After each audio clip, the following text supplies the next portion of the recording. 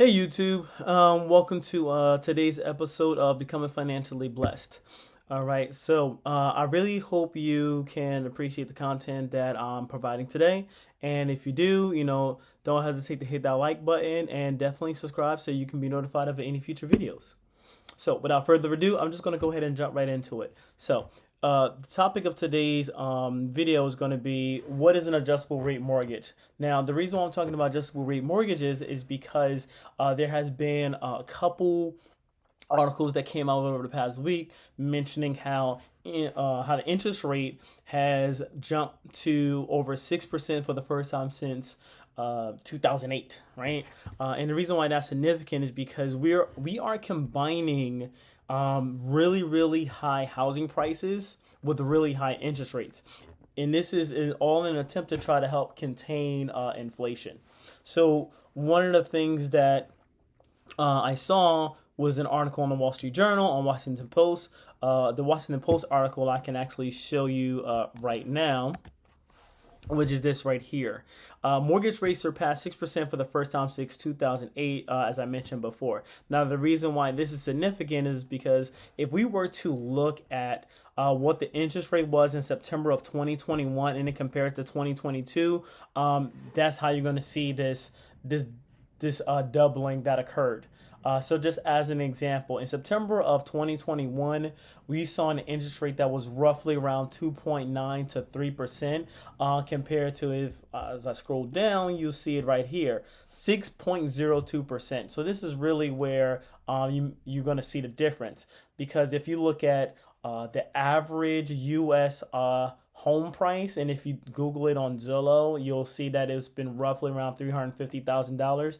Using the rate of 2.93% of September 2021 and comparing it to this year, you're looking at roughly a 600 or a little bit more than $600 increase for the same home, right? That's the same home, same value, same everything, and you're paying $600 more for it. So that's really what is causing a hassle for a lot of potential home buyers out there. So one of the ways they're trying to help circumvent and get around these high costs is to look into adjustable rate mortgages.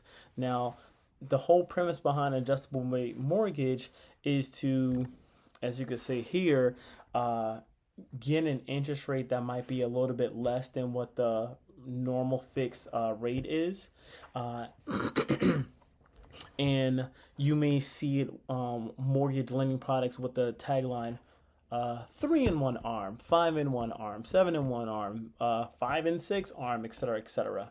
And that is because it is trying to tell you what is the fixed period for that particular lending product. So in this case, a 3 in 1 means that it is fixed period for 3 years, and then it is something that will adjust annually after that.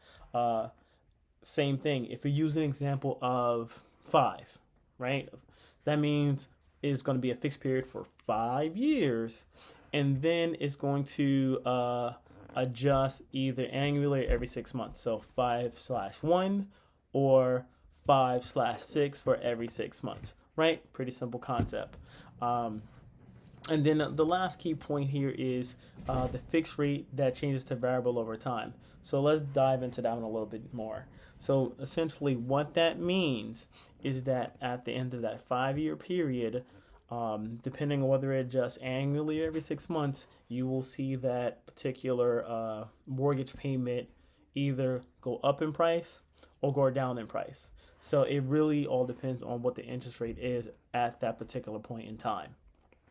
So just to recap, an adjustable rate mortgage, also known as an ARM, is a mortgage lending product that can have a fixed period that could be either 3, 5, 7, or 10 years, depending on the ending part of that tagline of like 5 in 1 as an example, or 5 in 6. It just essentially means that the rate can change annually or every 6 months, right?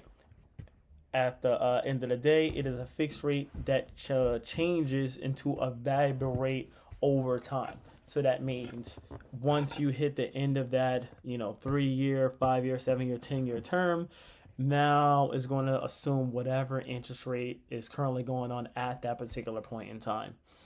So, what you need to ask yourself as you're considering all these different lending products is to say, what is my financial condition potentially going to be within that 5, 7, or 10 year frame? If you feel like you're going to be in a better place, then maybe that might be for you, because then you'll be able to handle if interest rates at that particular time is higher, right? Then you'll be able to pay your the additional cost of your mortgage without a problem. But if it's on the flip side where you are uncertain of what your financial condition is going to be, then maybe that might not be the best choice for you. Maybe you need to reconsider refinancing, because that's always another option too. But again, there's costs associated with that. I guess the last part of it is for some homeowners, maybe they anticipate that they're going to be in another home within the next 5, 7, or 10 years, and they really want to just pay mostly just the interest and less towards the principal, because that's essentially what's happening. So these are all things that you going to have to really self-assess and ask yourself before you go ahead and choose what particular lending product is going to be the best for you. But anyway, I'm always here to answer questions. If you do have one, feel free to drop a comment below, and I'll get back to you as soon as I can. Anyway, I hope this was helpful. Thank you for watching today's episode of Becoming Financially Blessed, and until next time, take care. Thanks.